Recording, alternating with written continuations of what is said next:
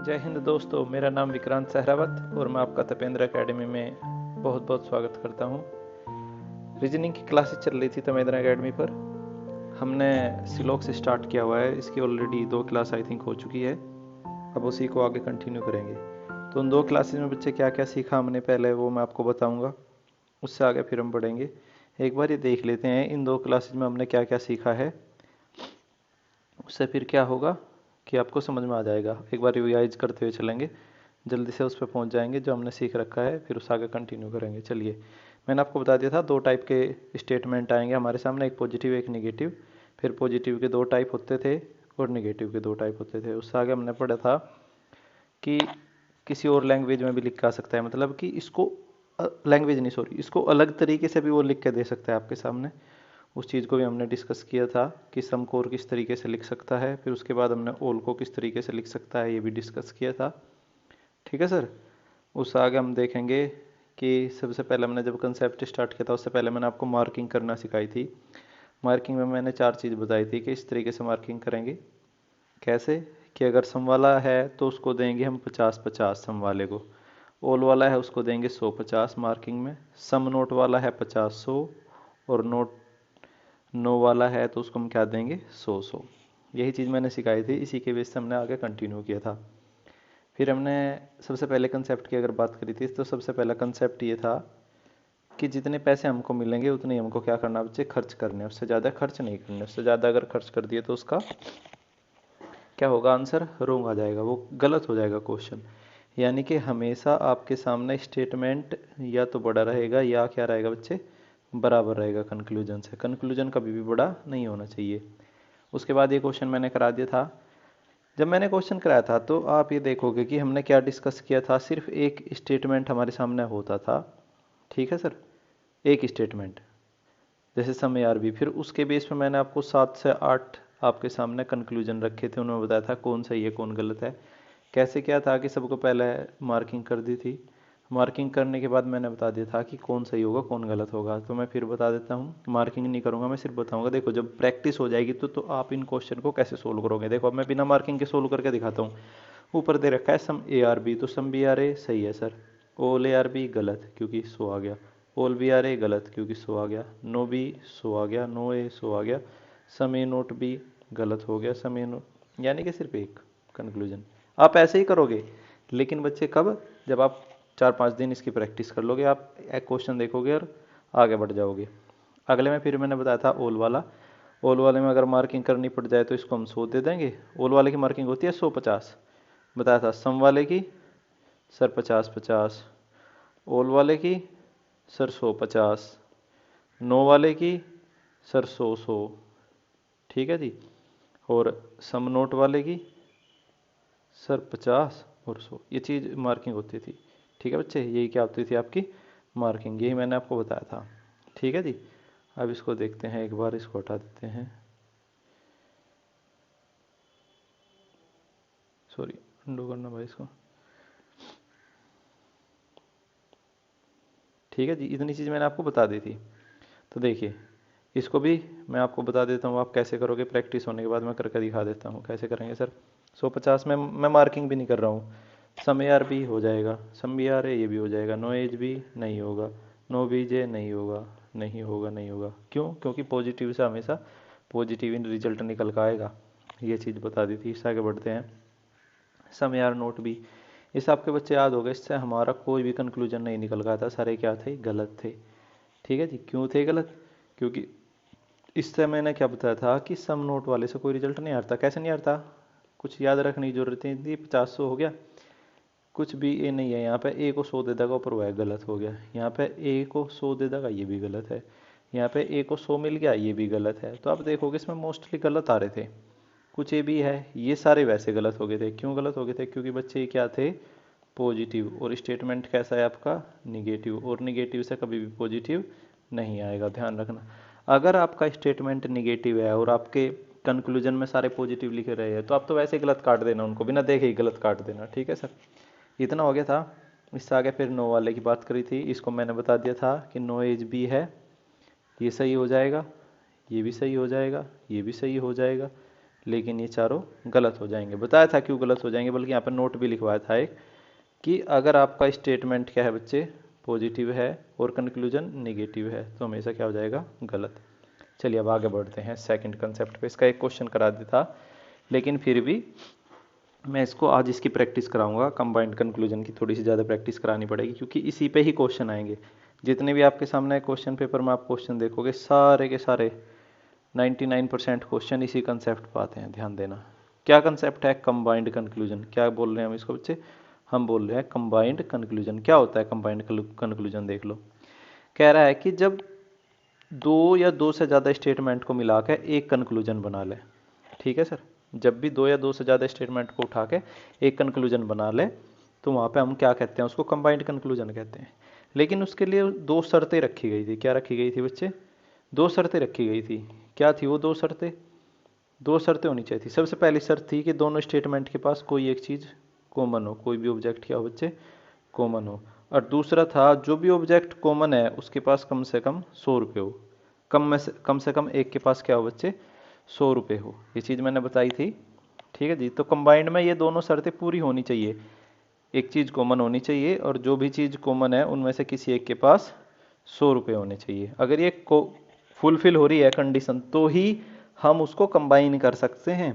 लेकिन अगर ये कंडीशन फुलफिल नहीं हो रही तो हम उसको कंबाइन नहीं करेंगे। कंबाइन का रिजल्ट हमेशा क्या आएगा बच्चे, कंबाइन का रिजल्ट हमेशा गलत आएगा। सीधी सी बात समझ में आ गई। यही गोल्डन रूल था। अगर दोनों कंडीशन में से, देख लो लिख भी रखा है मैंने, अगर दोनों कंडीशन में से एक भी मिस है ना तो कंक्लूजन नहीं बनेगा। मतलब कंक्लूजन कैसा होगा, रॉन्ग होगा। 99% क्वेश्चन पेपर में हमेशा इसी कंसेप्ट पर आएगा। अब इसी को प्रैक्टिस करेंगे। फॉर एग्जांपल की बात करें तो क्या है, फॉर एग्जांपल आ गए अगली स्लाइड्स में। देखिए ये मैंने करा दिया था, लेकिन मैंने क्वेश्चंस कराने शुरू कर दिए थे। मैंने अपनी तरफ से पहले आपको बताया नहीं था, तो पहला मैं क्या कर रहा हूँ, अपनी तरफ से बता रहा हूँ, उसके बाद मैं क्वेश्चंस कराऊंगा। तो देखिए हम सबसे पहले क्या करते हैं बच्चे, वो तरीका हमारा अभी भी सेम ही रहेगा। सबसे पहले क्वेश्चंस को देखते ही क्या करनी है सर, उस पर मार्किंग करनी है। ओके, मार्किंग के बाद उसको हम सोल्व करेंगे। कैसे सर, मार्किंग कर देते हैं। स्टेटमेंट दे रखा है, पहले स्टेटमेंट की बात करते हैं, मार्किंग करेंगे। ठीक है, सम वाले पे आ जाएगा बच्चे 50-50, कराना हमेशा जल्दी जल्दी। ओल वाले पे आ जाएगा 100-50। जी सर, इतना हो गया। अब हम क्या करेंगे, इस पर मार्किंग करेंगे कंक्लूजन पे। सम वाले पे 50-50, ओल वाले पे 100-50, सम वाले पे 50-50, ओल वाले पे 100-50, नो वाले पे 100-100। अब मैं 100-50 की जगह 10-5 लिखने लगा, जिससे मुझे भी कम टाइम लगे, आपको भी कम टाइम लगे, मुझे भी कम टाइम लगे। और मेन पर्पज़ क्या है, टाइम को ही कम करना है और कोई पर्पज़ नहीं है। ठीक है सर। सम नोट वाले पे फिर आ गया हम, सम नोट वाले पे आ जाएगा सर 50 और 100, सम नोट वाले पे 50 और 100, नो वाले पे 100 और 100, सम वाले पे 50 और 50, सम वाले पे 50 और 50, और सम वाले पे 50 और 50। ठीक है जी, आ गया। अभी तो मैंने करी है मार्किंग। देखो इतने कंक्लूजन नहीं आएंगे, कंक्लूजन सिर्फ 2 आएंगे या 3 मैक्सिमम। ठीक है, अब देखो क्या करेंगे इसमें, ध्यान से देखना। मैंने आपको बताया सबसे पहले, देखो आप सारे के सारे देखोगे, आप यहाँ पे ए सी, यहाँ पे भी सी है और ए है, सारे में सी है और ए है। जितने स्टेटमेंट मैंने लिखे सब में सी और ए है। और वहाँ पे अगर हम देखें, वहाँ की बात करें तो वहाँ पे बच्चे सी और ए क्या है, सी तो आ गया हमारा इस स्टेटमेंट में और ए आ गया इस स्टेटमेंट में, यानी कि दोनों के दोनों का यूज कर रखा है। इसी को हम क्या बोलते हैं, कंबाइंड। इसी को हम क्या बोलते हैं, कंबाइंड कंक्लूजन। ठीक है जी, इसी को क्या बोलेंगे, कंबाइंड कंक्लूजन। क्यों, क्योंकि इसने ए का भी यूज, दोनों के दोनों स्टेटमेंट का यूज किया आपके सामने। तो देखिए जब उसने दोनों के दोनों का यूज किया है तो दोनों के दोनों के यूज के लिए मैंने आपको बताई थी कि 2 कंडीशन होनी चाहिए। कितनी कंडीशन होनी चाहिए बच्चे, 2 कंडीशन। और वे 2 कंडीशन क्या थी, पहली कंडीशन थी कि कोई भी एक ऑब्जेक्ट कॉमन हो, कॉमन हो, कोई एक ऑब्जेक्ट क्या हो बच्चे, कॉमन हो। क्या कॉमन है हमारे पास, यहाँ पे बी है और यहाँ पे बी है, तो कॉमन तो मिल गया। कॉमन के बाद दूसरी कंडीशन थी कि जो भी कॉमन है उनमें से कम किसी एक के पास 100 हो। इसके पास कितने 50, इसके पास कितने 100, यानी कि 100 भी मिल गया और कॉमन भी मिल गया, हाँ ना। तो हमारी दोनों की दोनों कंडीशन सेटिस्फाई हो रही है। तो यानी कि अब मैं कंबाइन बना सकता हूँ। और बस जब कंबाइन बना सकते हो आप तो बच्चे सीधे सीधे आप पैसे चेक कर लो। ए के पास कितने हैं बच्चे, 50 रुपये, ए के पास 50 रुपये, सी के पास 50 रुपये, यहाँ पे 50 और 50 सर सही होगा। ए के पास यहाँ कितने हैं, यहाँ पे बच्चे 100, वहाँ कितने के पास 50, सर गलत हो गया। यहाँ पे ए के पास 50, सी के पास 50, ठीक है सर ये भी सही बैठ रहा है। यहाँ पे सी के पास कितने हो गए 100 है, लेकिन यहाँ पे सी के पास कितने हैं 50, देखो सी ने 100 यूज कर, सी ने क्या करा बच्चे आपके पास में 100 यूज कर दिए सी ने, लेकिन वहाँ पे क्या है सी के पास केवल 50 थे, तो ये क्या हो गया गलत हो गया। समझ में आ गई बात। ऐसे ही तो करना है बच्चे, और करना ही क्या है आपको, बस पैसे चेक करने किसको कितने मिले, उसने कितने यूज किया। आगे देख लेते हैं, चलिए सर आगे अगले वाले पे देखते हैं। नो ए ने कितने यूज कर दिए, सर ए ने तो 100 यूज कर दिए, ए को मिले कितने थे 50, गलत हो गया।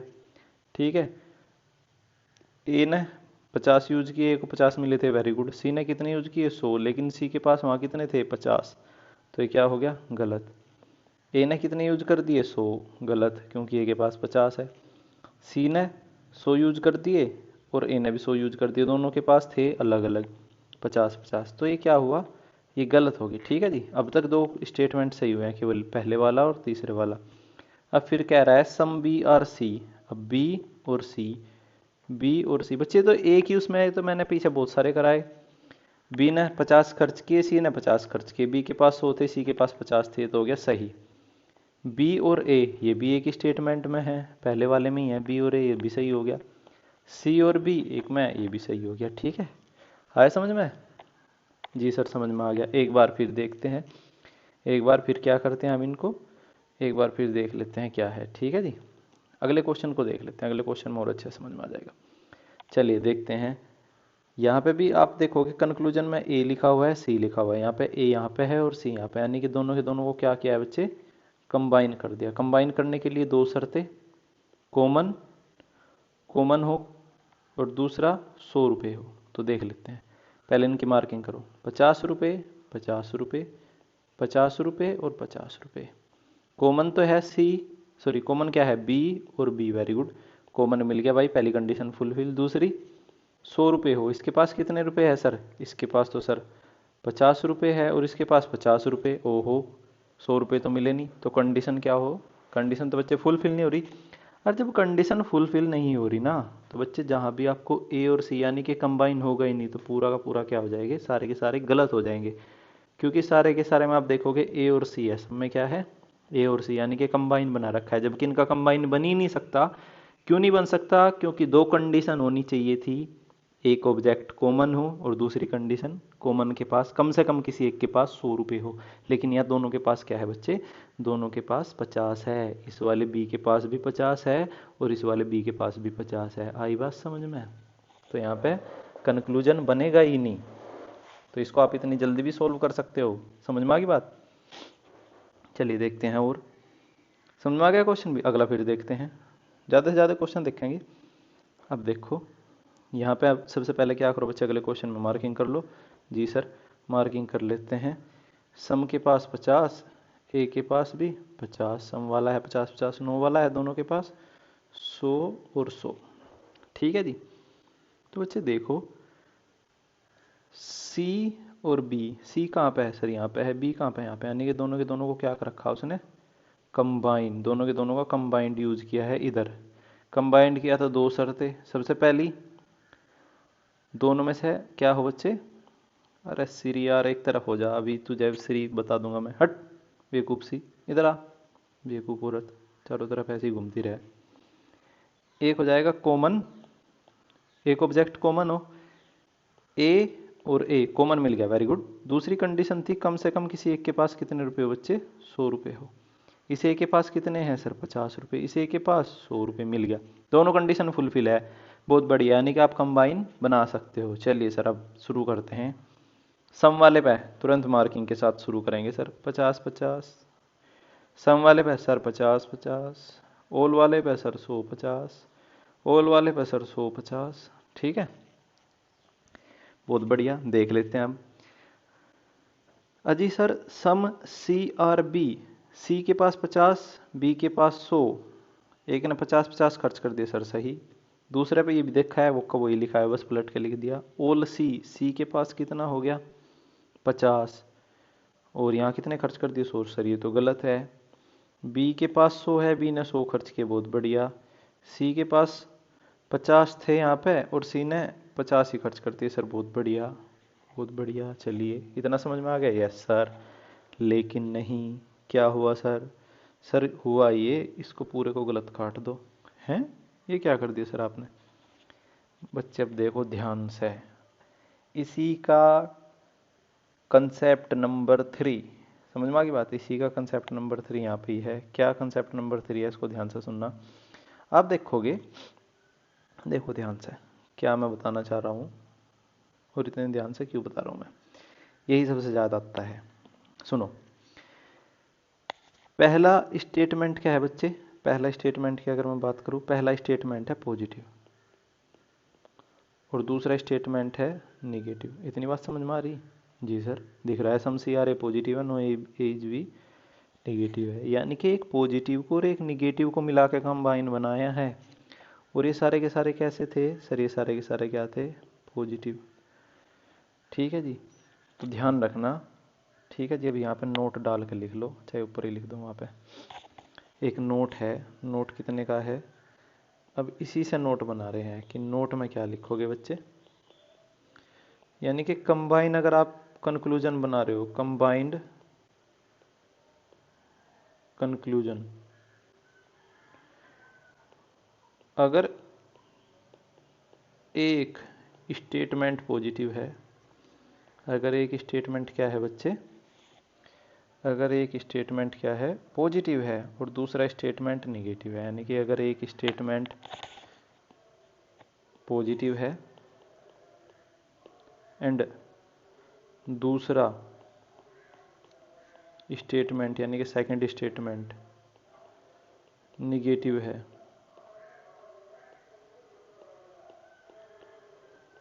ठीक है जी, तो कंक्लूजन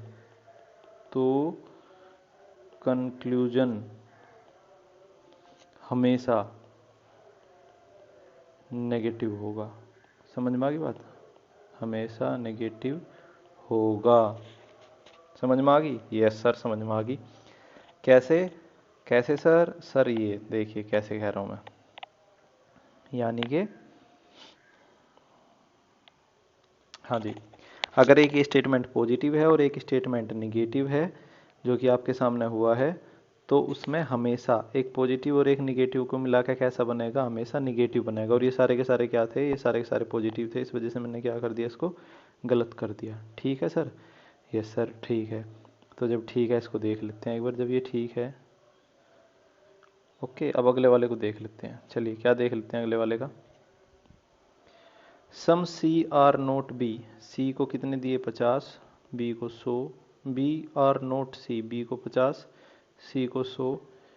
नो सीज बी, दोनों को 100 दे दिए सर। नो बीज सी सर, दोनों को 100 दे दिए। समझ में आ गई बात? अब पॉजिटिव और निगेटिव को मिला के, कॉमन भी था, 100 रुपये भी थे, एक पॉजिटिव एक निगेटिव मिलकर निगेटिव बन रहे, निगेटिव भी सारे ही है। ठीक है जी, तो देखिए सी ने कितने खर्च किए? सी ने खर्च कर दिए सर 50, सी के पास 50 थे, यस। सी, बी ने 100 खर्च कर दिए, बी के पास कितने थे? 100, यानी कि स्टेटमेंट सही है। अब बी ने कितने खर्च किए सर? बी ने 50 खर्च किए, बी के पास थे 100, 50 खर्च कर दिए, सही हुआ। सी ने खर्च कर दिए 100 लेकिन सी के पास थे 50, तो ये क्या हो जाएगा बच्चे? गलत। ये क्या हो जाएगा? गलत।